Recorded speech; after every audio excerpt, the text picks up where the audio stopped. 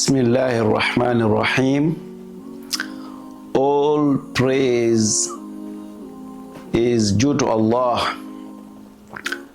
I bear witness that there is no deity worthy of worship except Allah.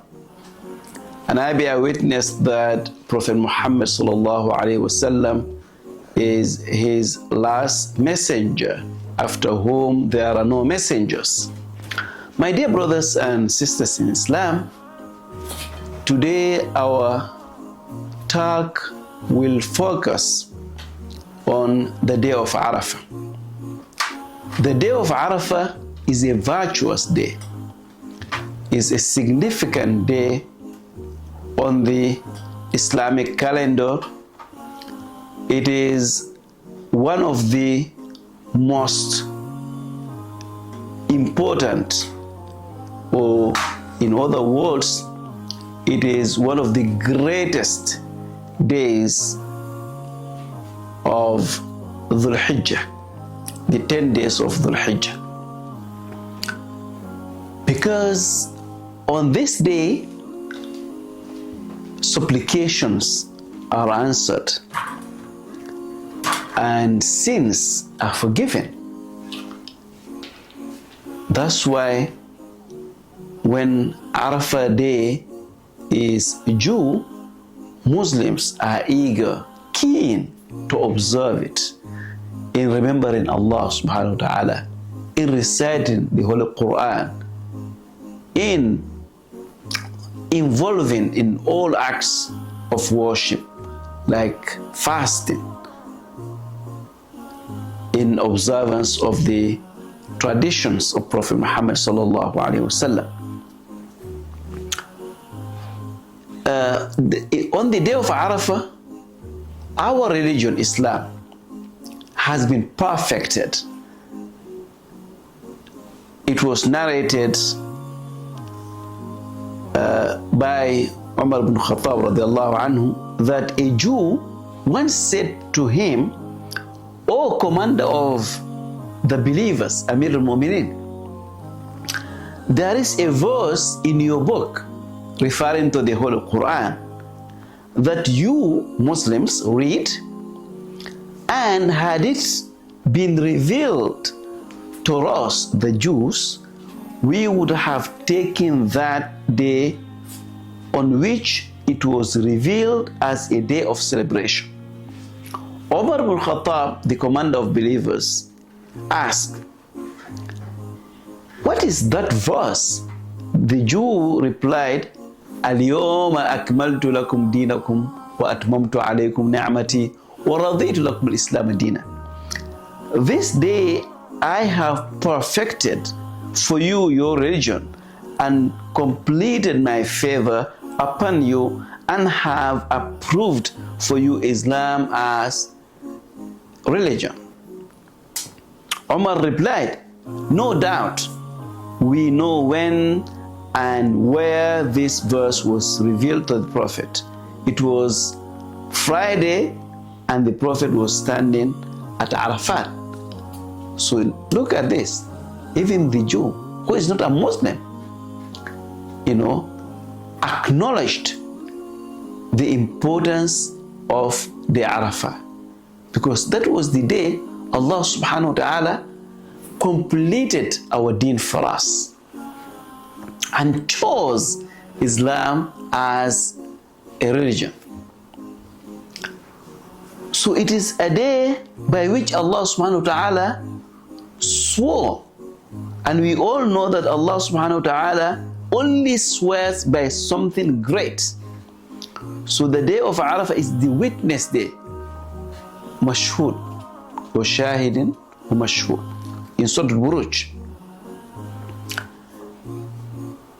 And the other very important aspect that makes this day very unique is that the fasting of the day of Arafah expiates 2 years of sins.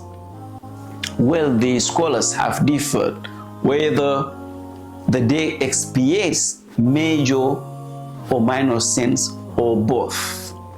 But the majority position is that it expiates minor sins, because there are certain sins, for example, like wronging others, for example, then you have to settle that, and the person has to forgive you in order for that sin to be expiated or to be forgiven. But in any case,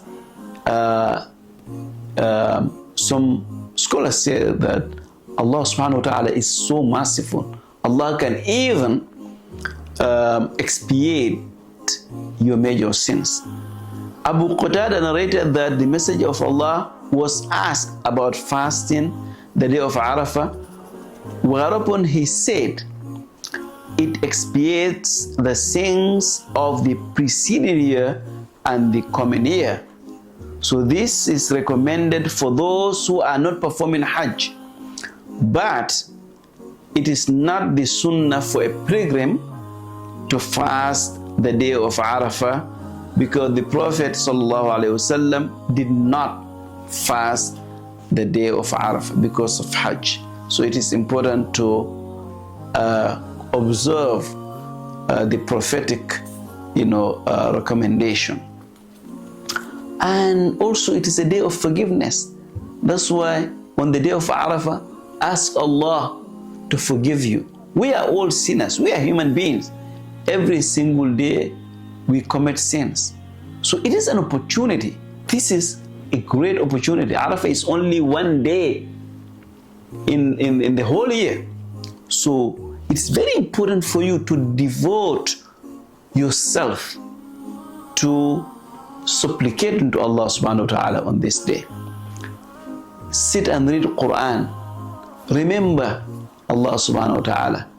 And the best dua on the day of Arafah, as said by Prophet Muhammad sallallahu alaihi wasallam, is La ilaha illallah wahdahu la sharika lah, lahul mulk wa lahul hamd wa huwa ala kulli shay'in qadir. La ilaha illallah wahdahu la sharika lah, lahul mulk wa lahul hamd wa huwa ala kulli shay'in qadir. When you supplicate to Allah subhanahu wa ta'ala, do it in any language you can. Suppose you are not able to say your dua in Arabic, for example, say it in English, say it in Wolof, say it in Hausa, say it in Mandinga, say it in any language you can. Say it in Swahili, in any language, because Allah subhanahu wa ta'ala hears your dua. When you supplicate to Him, Allah subhanahu wa ta'ala hears your dua. So it is important, just to reiterate what I have said before, to devote yourself to dhikr, remembrance of Allah, supplication, and seeking forgiveness.